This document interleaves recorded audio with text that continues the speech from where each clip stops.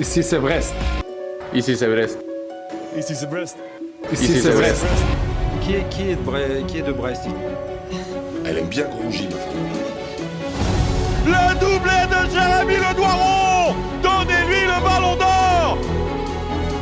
Balle de but pour Honora. La barre entrante. Mais ils sont fous ces Bretons. Ils sont fous ces Brestois. Des grands connaisseurs qui peuvent se permettre de parler à ma place.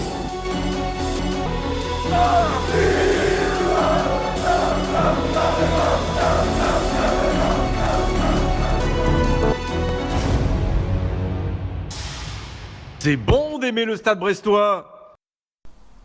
Brestois, c'est terminé, c'est bon, le mercato c'est fini, un mercato agité, une dernière ligne droite particulièrement animée côté brestois et qui se conclut finalement avec 4 arrivées. On a déjà évoqué les 2 premières avec l'arrivée de Jordan Amavi et Bilal Brahimi. Vous pouvez trouver les 2 épisodes de présentation sur la chaîne YouTube, à voir et à revoir au cours de la saison bien entendu. On va continuer dans l'ordre chronologique tout simplement. La 3e recrue brestoise annoncée sur cette dernière journée de mercato, c'était Julien Le Cardinal qui nous vient en provenance de Lens.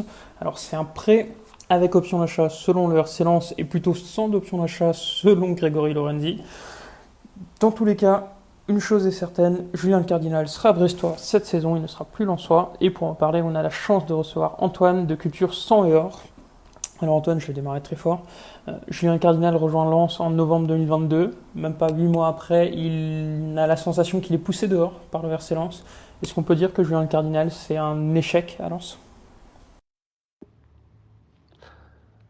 Alors effectivement, le Cardinal, je pense que c'est un cas un petit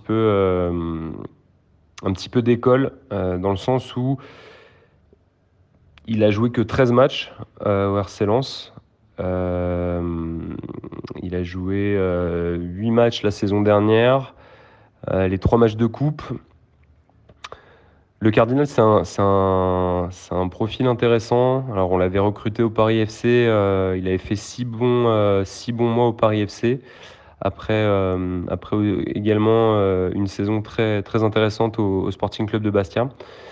Et il est arrivé à Lens dans un contexte assez particulier où, en gros, le RC Lens devait faire face à la longue blessure de Jimmy Cabot. Et donc il était absolument primordial de vite se renforcer sur le poste de piston. Maintenant, Julien Le Cardinal a aussi cette spécificité qui peut jouer piston et latéral, défenseur latéral droit. Donc il aurait été, entre guillemets, enfin il couvrait en gros les postes de Frankowski et de Jonathan Gradit. C'est difficile en fait d'avoir un avis objectif sur le joueur parce qu'on l'a vu que très peu. Il a joué la saison dernière, il a fait 8 matchs, enfin 8 apparitions, 3 en coupe. C'est là où on l'a le plus vu parce qu'il partait régulièrement titulaire. Le Cardinal, j'ai le sentiment que c'est un joueur combatif avec un gros caractère, une bonne base technique et qui est plutôt agressif. Un joueur, je pense, qui se fond bien dans un collectif. Maintenant, j'ai l'impression aussi que de par l'évolution très rapide du RC Lens, et notamment la saison dernière, et de par le statut qu'on a cette saison, c'est-à-dire un club de Ligue des Champions, peut-être que le costume de backup de Frankowski lui était un peu large. Et c'est pour cette raison qu'à mon avis, le RC Lens, en se renforçant avec Ruben Aguilar, lui a fait comprendre que son temps de jeu se limiterait en fait à un poste de remplaçant de Jonathan Gradit sur un poste de défenseur central côté droit, sachant que même sur ce poste-là, en fait, il serait rentré en concurrence avec un Massadio Haidara.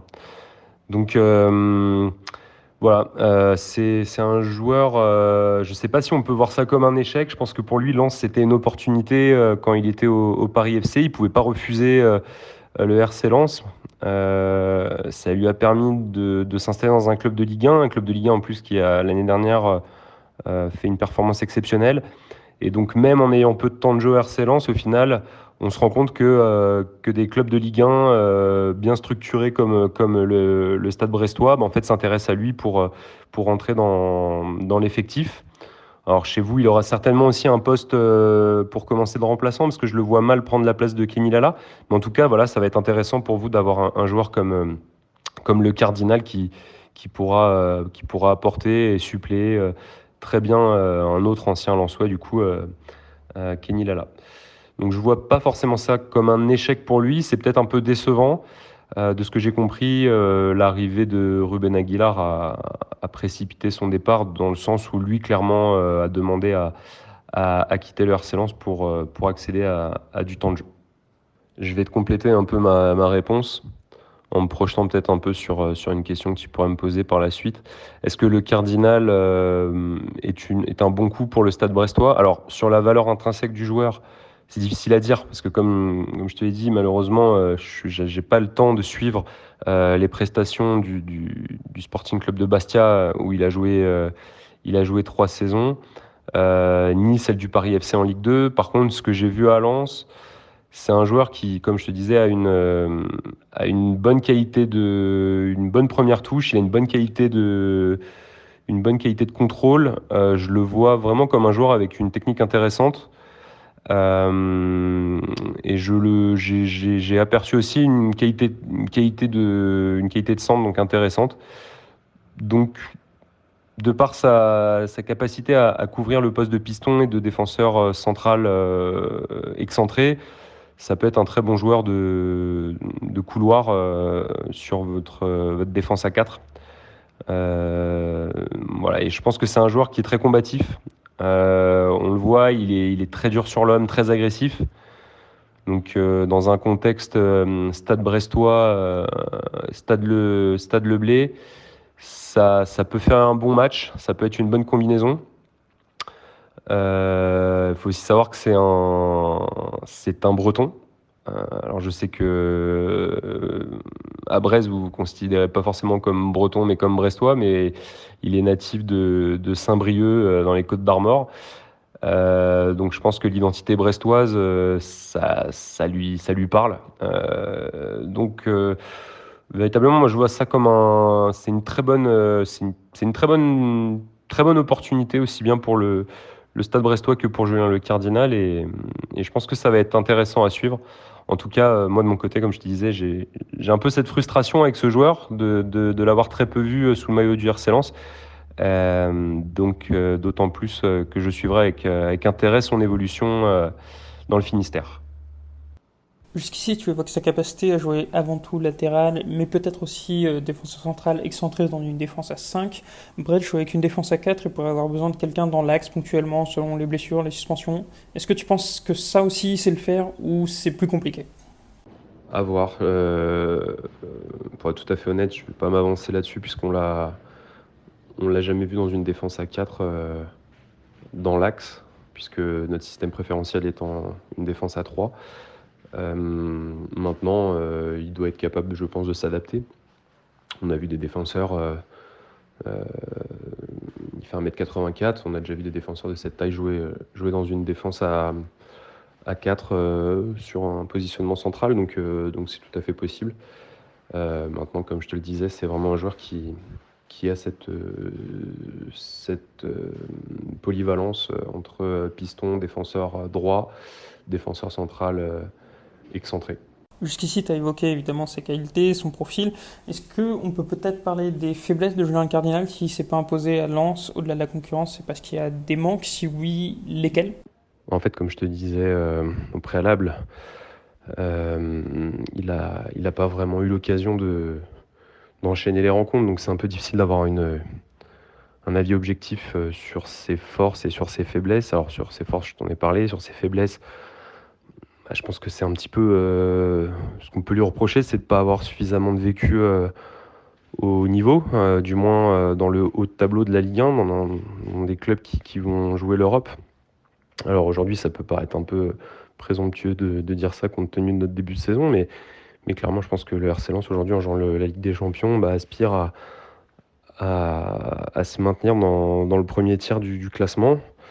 C'est aussi pour ça que le club donc, a pris Ruben Aguilar pour faire la rotation avec Frankowski, et ce qui a indéniablement poussé Julien Le Cardinal vers la sortie. Je pense que c'est un joueur complet, c'est un joueur intéressant. Maintenant, comme je t'ai dit, je pense qu'il n'a pas suffisamment de vécu et que le RC Lens lui a simplement préféré en fait un joueur un peu plus calibré, avec un peu plus de références, et c'est ce qui l'a poussé vers la sortie. Je pense qu'on a déjà bien balayé l'aspect purement technique, surtout comme tu l'as dit, il a assez peu joué à Lens, donc c'est dur de se faire un avis. Mais niveau du comportement, de l'attitude, est-ce que vous avez eu des échos, des bons échos, des échos négatifs? Est-ce que c'est quelqu'un de travailleur ou pas trop? Est-ce que c'est quelqu'un qui est un bon petit soldat, comme on dit? Ou est-ce que ça peut même être un leader de vestiaire, ou même sur le terrain? Sur le plan mental, je pense pas qu'on puisse parler d'un joueur qui posera des problèmes. La saison dernière, il avait parfaitement accepté son statut de doublure. Après, je pense que ça reste un joueur qui, comme tout joueur de football, souhaite accéder à un minimum de temps de jeu. À Lens, c'était pas possible, donc à partir du moment où il a vu Aguilar arriver, il a demandé aux dirigeants de lui trouver une porte de sortie, et c'est, à mon avis, aussi ce qui a fait que son prêt au Stade Brestois a été conclu. Après, en termes d'état d'esprit à l'entraînement, jamais eu d'écho négatif à son sujet. Il a quand même fait partie de l'équipe qui a fini deuxième la saison dernière. Donc c'est que lui, dans son rôle de remplaçant à très peu de temps de jeu, il a jamais posé de problème. Et je pense qu'il a toujours bien travaillé à l'entraînement. On termine avec une question un peu rituelle pour toutes les recrues de dernière journée. Physiquement, il en est où? Est-ce qu'il a fait la pré-saison avec le RC Lens? Est-ce qu'il a grappillé un peu de temps de jeu, que ce soit dans les matchs amicaux ou même sur le début de saison? Donc, comment il est? Là, on a une semaine de trêve en amont, mais s'il est hors de forme, ça ne va pas suffire. Après, sur la condition physique, je pense qu'il sera prêt.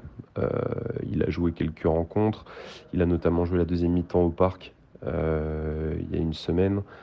Donc il a suivi le programme de préparation du RC Lens classique, en jouant des matchs amicaux, en ayant du temps de jeu.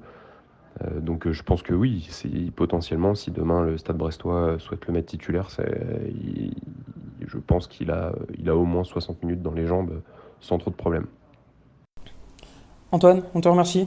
Merci pour cette présentation de Julien Cardinal, comme tu l'as dit, qui a malheureusement assez peu joué à Lens, donc c'est parfois difficile d'avoir des éléments plus précis.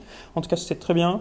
On te souhaite une belle fin de saison. On vous souhaite une belle campagne européenne, évidemment. On vous souhaite de bien profiter du Harris FC si jamais il venait à signer à Lens. Prenez soin de lui, c'est quelqu'un qui compte dans nos cœurs. En échange, nous, on pourra prendre soin de Julien Cardinal, assurément. Un joueur qu'Éric-Roy voulait, un joueur qu'Éric-Roy a eu, qui en plus va faire le nombre, donc c'est très bien. Et moi je dis à très vite aux supporters de Stop, parce qu'il y a une dernière recrue à présenter, c'est le jeune Doumbia qui nous a été prêté par Reims, qui a été officialisé dans les dernières minutes du mercato. Et donc on se retrouve très vite sur cette chaîne, n'hésitez pas à vous abonner et à appuyer sur la cloche, comme ça vous aurez la notification dès la sortie. Sur ce, Kenavo et à l'Everest.